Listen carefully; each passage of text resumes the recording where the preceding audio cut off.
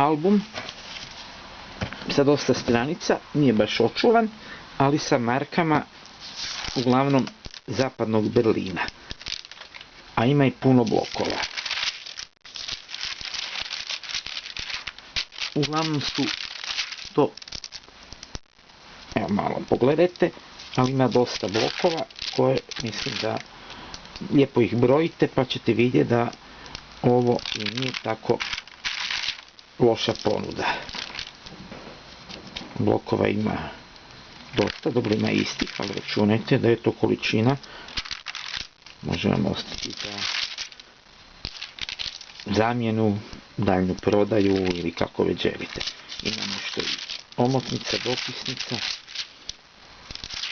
koje su putovale, evo, povijest radija, opet radio, predizvodna radija, pa opet božićni blokovi, pa opet auto trke, pa berlinski zoo.